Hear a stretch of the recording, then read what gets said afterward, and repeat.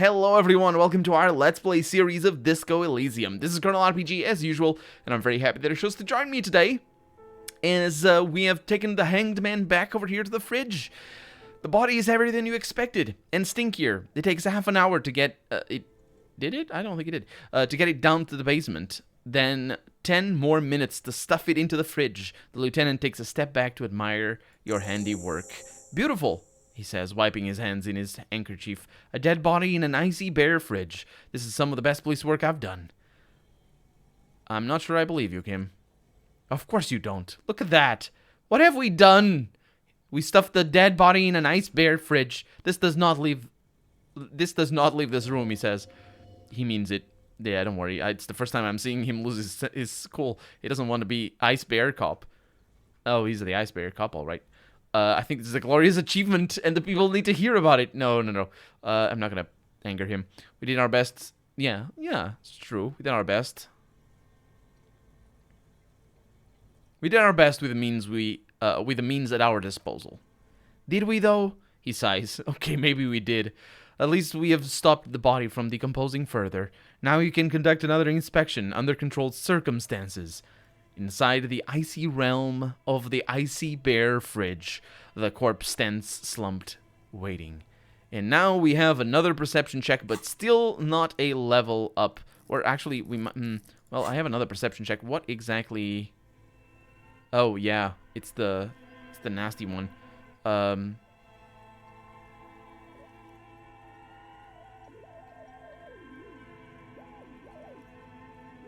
There's a note in the door. Let's examine one of the ice cream wrappers in there. A friendly cartoon bear smiles back at you from a glossy cellophane wrapper. It looks nothing like the fridge or the decomposing body in it. The paper still smells of vanilla and chocolate. Even under this stench, you can feel it. That didn't improve our chances of searching the body one more time. What is a giant bear-shaped fridge doing in an abandoned cellar in the first place, anyway? Good question, says Kim. It looks like an ice cream fridge. The lieutenant reaches for one of the wrappers. He studies it in the light. So they tried to sell ice cream from this hyper-carnivore? I know, says the lieutenant. What an unfortunate marketing choice. Is it a hyper-carnivore, though? Are bears hyper-carnivores? I thought they were omnivorous, for sure, but... Well, the distinction between carnivore and omnivorous and what's the other one? Vegetarian? That's not what it is. Herbivore. Herbivore, that's the one. I need to think of vor first. I think the distinction is it's mostly a spectrum anyway, but because bears do eat like what is it? I don't know which bears are famous for eating salmon. I don't remember which ones they were. But also they are famous for eating honey. Although honey is a thing, the sort, from animals, but still, anyway. What is even worse, says Kim, the bear is still costing them money to this day. The lieutenant points at the red, snaky cable running from the fridge. The electricity bill must be catastrophic. On the other hand, I have recently learned the power of a fridge. I did not know that for my entire life because I never had to know. It's not that much. I mean, this one might be a little bit. And also, actually, it's in a cave. It probably isn't going to be that much. Yeah, a fridge is like only 400 watts. And, of course, it doesn't have to work at full speed. So, it's not that much of a bill. So, the heating is usually a lot more if you have like a space heater or something. The electricity, yeah, on the other hand, it did help us with a certain corpse situation. Lucky us, says our esprit de corps. Indeed, refrigerated meat is much better for coroner's work. Yeah, okay, let's close the door. And see if I can get my perception to go up.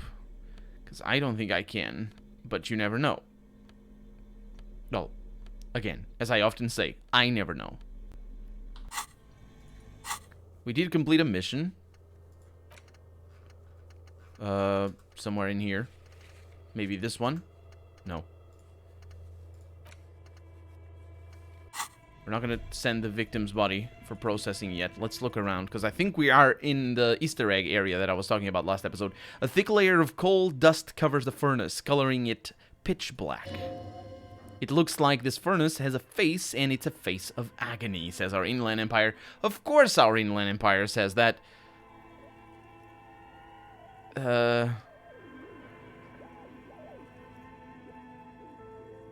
Let's look inside the furnace. It's dark and grimy here. In the darkness, you can hear chatter. It's coming from above. A voice or several voices talking to each other near the smoke chamber upstairs.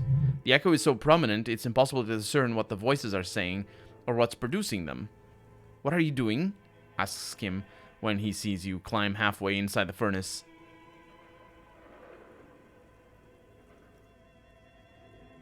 I'm not sure, Kim, but I think I can hear someone talking upstairs. Wait, really? He looks up at the ceiling. We should investigate, see if someone's upstairs.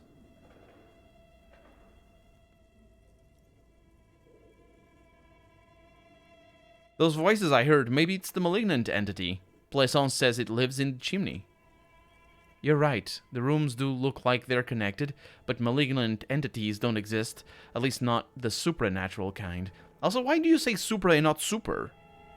I don't actually know what the distinction is. I know what the distinction is between inter and intra, which is sort of opposite. Intra-national is inside the nation, and international is in between nations, for example. That you can add that prefix to many things. Kim, what is this thing? It's a furnace? It looks like it. It looks like an old central furnace used to heat the building. It's connected to the chimney. He opens the door and gingerly peeks inside it. No one has used it in ages. No signs of any recent fire. Only dead rats. Okay, let's not yell into it or kick anything. Let's go upstairs.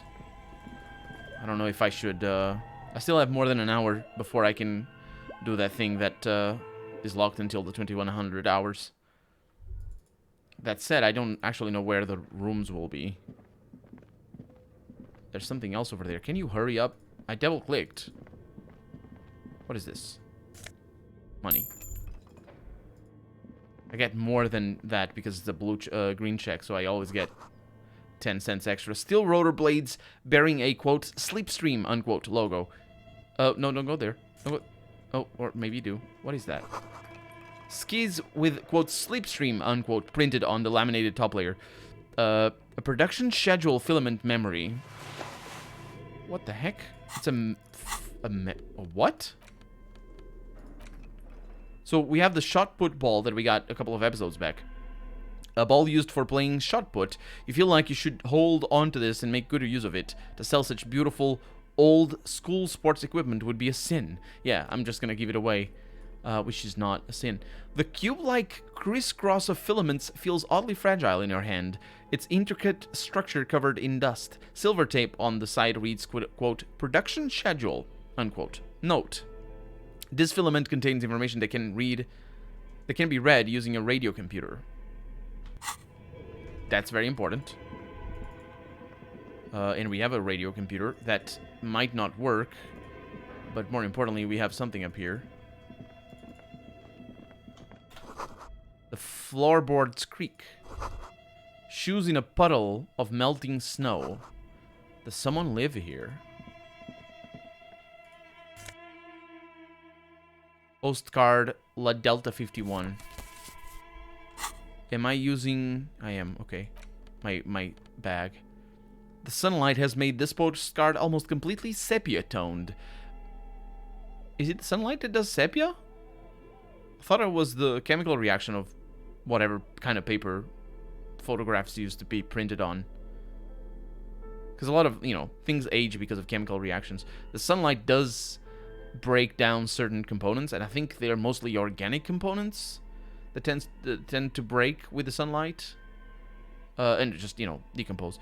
But anyway, the midtown traffic passes. Overhead, the ghosts of skyscrapers disappear into a beige midday mist, vapor rising from the delta on which the district was built. The postcard is prepaid. Oh yeah, it's my favorite kind. Even though those are also worse than, for usage. it's my favorite because you're not supposed to use them. An iron safety curtain curves before your eyes, folded like a bellows. It covers half the room, blocking the way into a colossal industrial chimney. This must be where the entity lives, says our inland empire. Yeah, this is directly above the central furnace in the cellar. The voices probably came from here. Well, I can knock on it. What an odd thing to do. Nothing happens. Still nothing. No one's home. These curtains prove to be surprisingly sturdy. Your fists hurt now. There must be another way to wake up whoever is in there. Maybe we can try yelling into the furnace downstairs. Maybe you could have told me that. Why would if I wanted to catch them, I wouldn't tell them I was coming. It feels like, right? I wasn't wrong to not yell into it. Anyway, we might have enough time to look around a little bit more down here.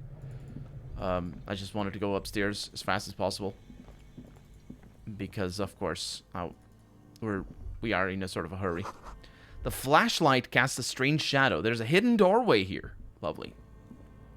We're gonna check that.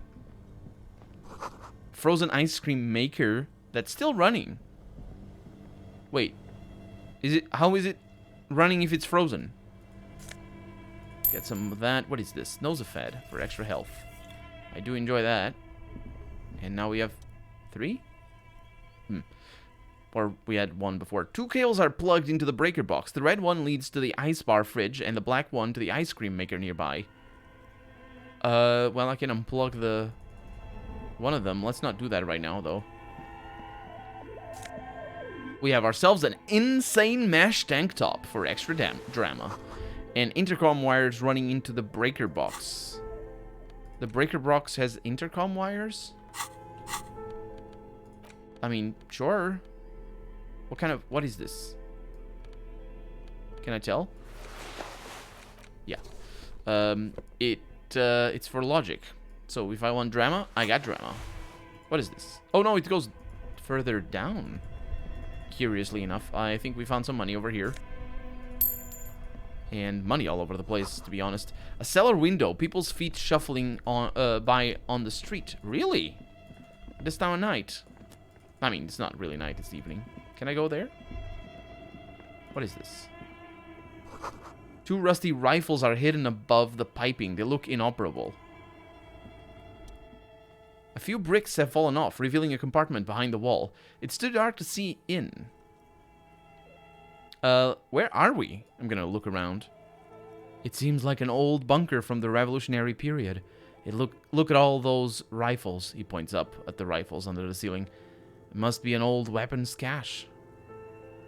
There's a hole in the wall. Look. I'm gonna shine my light on the hidden compartment. There he is, yes. And there also appears to be something inside the hole. Interesting. Do you want to take a look? Okay, I do. Your hand reaches deep into the darkness and spiderwebs. Rummaging around, you find rusty rifles hidden away. Let's inspect the rifles. Most of them are rusty and inoperable like the rest, but one catches your eye. A bolt-action model with a fine wood stock, in better cosmetic order than the others. Take it. Yep, you're a police officer. Police officers carry guns. Yeah, this one looks nice. I'm forced to take it. Maybe Kim should have it, though. Antique Bell McGrav rifle. An old Bell McGrav from the Revolution, says Kim. The lieutenant notes with approval. His eyes are gleaming. It seems no longer to be functional, but still a beautiful thing in its own way. What does it mean, a rifle here? It means there are firearms, albeit inoperable, still lying around in Martinez. It's an interesting coincidence, I would say. Might come in useful in the future. He likes this find. It's more of an archaeological find than anything else, I would say, but we have our first weapon. A broken Bell McGrav from ages past. It's a 4-shot bolt-action military rifle with a wooden frame. What? How can it be a 4-shot bolt-action?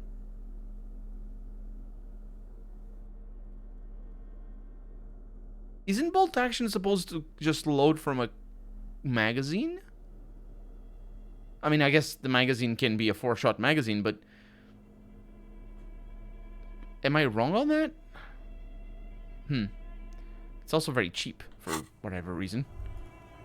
Yeah, because a bolt action is basically... Oh, someone has stuck some busted guns beneath the ceiling, yes. A bolt action is basically those weapons that, like snipers, you often see those, that you pull a little, lever. It's not lever action, but you pull a little lever backwards towards you, and usually there's a locking mechanism where you need to shift it around and rotate it a little bit before you pull it, or after, depending on the weapon. And you pull it, and it unloads the cartridge and pulls a bullet from the magazine. And I say unloads the cartridge. It's not. It gets the cartridge out, the cartridge of the bullet, but the chamber unloads the chamber from. Takes the cartridge out of the chamber and gets another round in there. And that's what bolt action is. And the thing is, because the magazine is spring operated, unless I'm sure there's probably other types. I don't know enough about guns to know to really, speak with any amount of confidence about this. But usually, as far as I know, it's a spring in the magazine. And so basically, you have the magazine, and you just put the bullets in there to load the magazine if you want to, and you'll push the spring further, deeper and deeper down. Which does mean that some weapons are really, or some magazines specifically, are really hard to load when they're full up. Because the spring will be very compressed. I think modern weapons are different, though, but I'm talking about, like, in the 50s and stuff like that. And it also means that old magazines will jam your gun when they're about to go out, which basically means that, it's not really a trope, although it definitely should be, but I've seen some video games do that, where weapons tend to jam when you're about to run out of bullets on the magazine. You're just like, and it jams when the guy, got like 10 or 5 left. I don't know what game I saw that in. I remember I saw that in the game. Anyway, this is our physical instrument doing a thing, so I'm gonna get my shirt on, because, of course, there we go. Not die. That's my jacket. And, hello into the furnace. Dang it. You muster all your strength and yell. Your dehydrated, hungover throat can produce little more than a dry croak. A lifetime of smoking and drinking will do that to you, says our volition. The chatter from the chimney continues on as before. You seem to have made no impression on whatever's up there. Then again, maybe it's worth actually trying something up there. Maybe you should let your voice rest, officer. Try again later.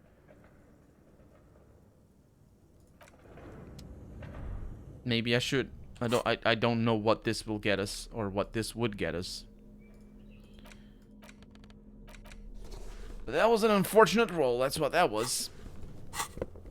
And now we have a map check over here because of all these. I wish this scroll was faster. And I need to change the way I got a G502.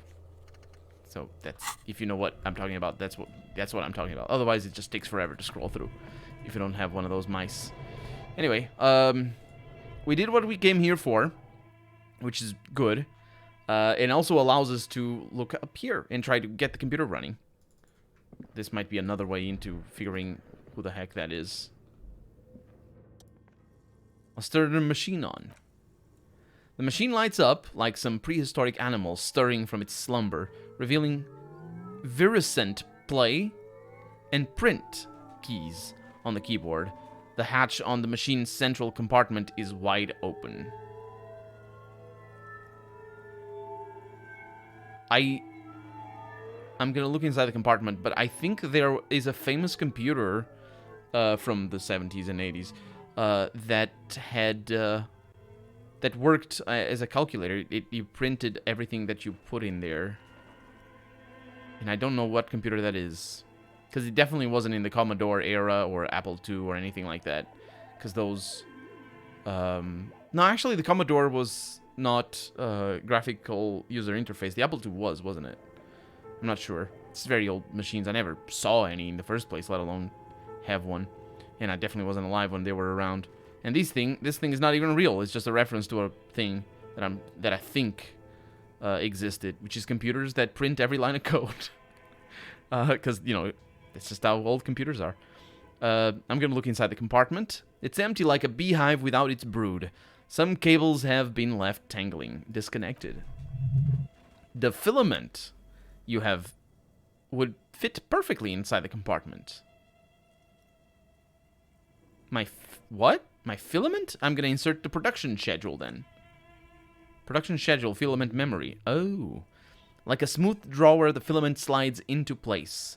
On the keyboard, the play key starts blinking. Let's press print. Nothing happens. Let's remove the thing and press print again. Okay, let's press play.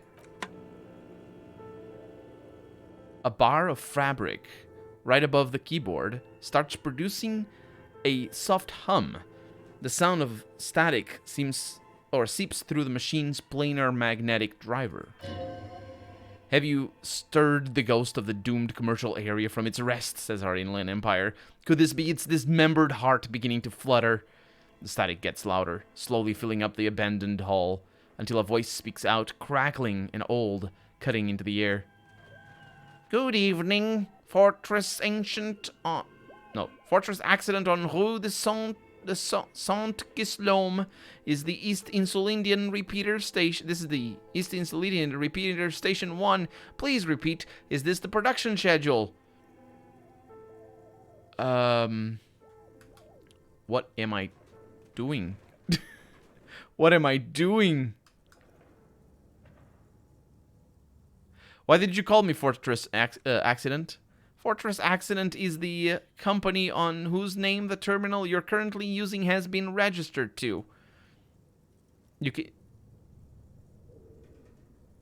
Has been registered. You said already on whose name. You did the correct, or I don't know if it's all correct. You can end in a preposition as far as I know, but there's apparently a rule, I don't know who wrote it in English, that you can't end sentences in a preposition. So normally you would say, the company this would be, well, not normally, this is, the company on whose name the terminal has been registered. But you can also say it, the company whose name the terminal has been registered on, and you're ending on the preposition on. But apparently that's not correct, but although it is correct apparently, because Shakespeare did it. So if Shakespeare did it, then it's correct, I am told.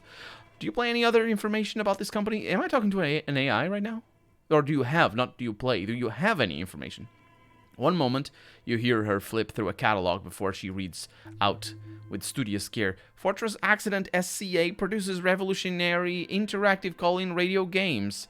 That's what the catalog says. And what's that? This interactive call-on radio play? Even though she said call-in. The static drowns her response. Any other questions? You hear her ask when the connection finally improves.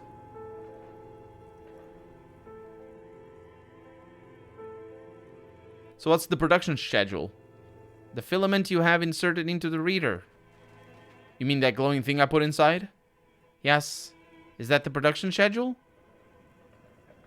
I don't know. The old lady sighs as a wave of static distorts her voice to a robotic sprawl. If you are unsure, could you please take a look? How do I do that? Open the hatch on the compartment. Don't touch the wires. A current is running through it. But the core is safe. There's a filament inside. I need to know what it's called. Yeah, it's called the production schedule. Good. Please repeat the password. Password, says our logic. Of course it would have a password. That's why there's a human administrator involved. You should ask her for a hint, says our suggestion. I probably should, actually. A password. I'm really bad at passwords. Can you give me a hint? No. Well, I don't know the password. Is it my birthday? Still no. Yeah, I don't know the password. Received. I will register this login attempt. Don't worry. Passwords have a way of turning up sooner or later, says our logic. Fortress Accident is there anything else I can do for you today? No, that's all for now. Thank you and goodbye. That's all one word, though. The old lady's voice disappears along with the static. Tiles on the cube are still smoldering, casting the framework in a soft glow. Virescent play and print keys shine on the keyboard, and we're leaving because we're out of time for the day. So for right now, I'm Colonel RPG, and this has been Disco Elysium.